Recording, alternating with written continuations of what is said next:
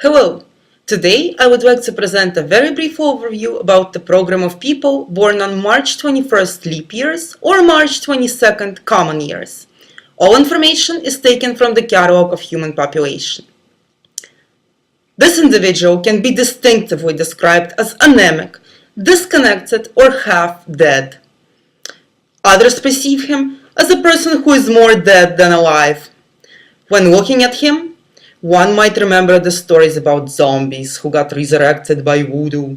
You can find similar characters in numerous ancient legends. It's thought, for example, that ancient Hebrew rabbis could create copies of human beings using natural elements and materials such as clay, sand, water, and fire. They called these creatures golems, and they looked almost exactly like real and alive people. They could walk, talk, and act adequately to a particular situation. Despite the external similarity, however, these creatures were not human. This example describes a person with this program very well. Regardless of all of the observant vital signs, his behavior reminds the one of a golem's. He automatically moves his arms and legs, says something, eats something, does something, interacts with someone, but he does it in such a way that others may think he's a zombie or just a body in front of them. He looks as if he's bloodless, deprived of all vital energy.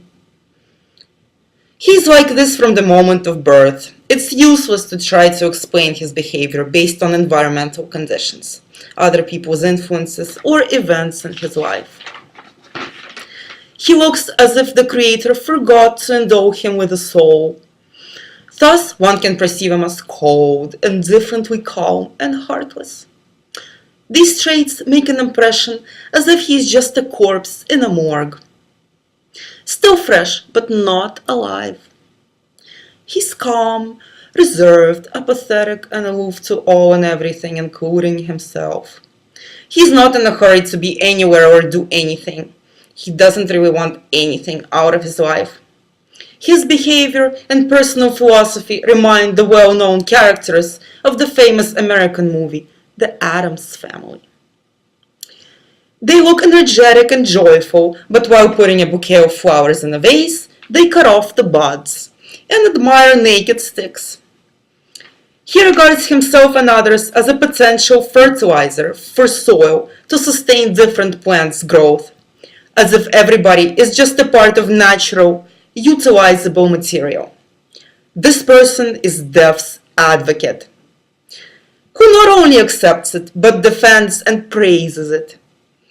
Like the great Plato, he's convinced that the body is a prison of the soul. He believes that in order to become immortal, one needs to get rid of the perishable flesh. He thinks that the soul should be free. Thus, the death of body is normal and even positive condition.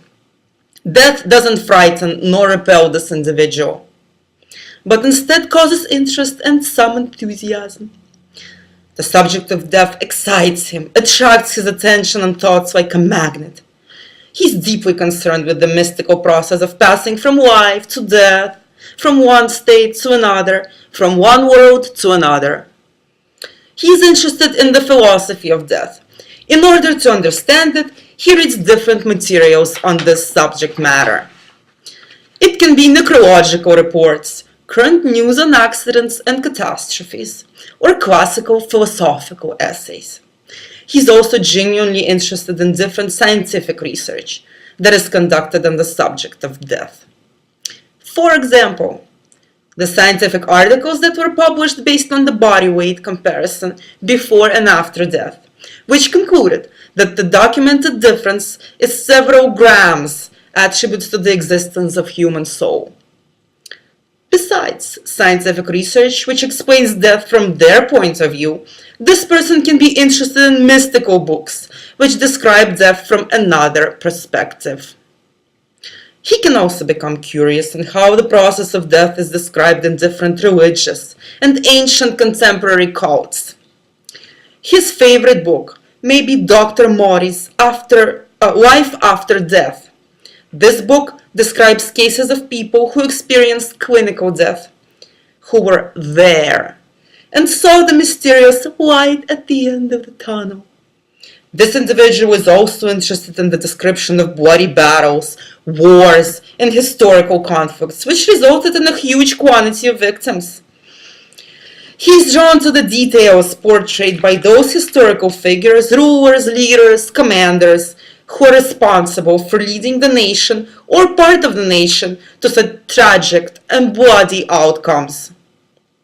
He is also fascinated with kamikazes, samurais, and shaheeds who willingly sacrifice their lives.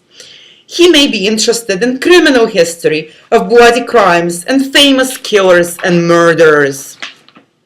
This individual is interested in absolutely everything that results in human death. Like any historical event that led to it, any material object, any natural disaster, etc. He is captivated by executions, accidents, catastrophes that involve numerous human victims, and any mystical cults that involve human sacrifice.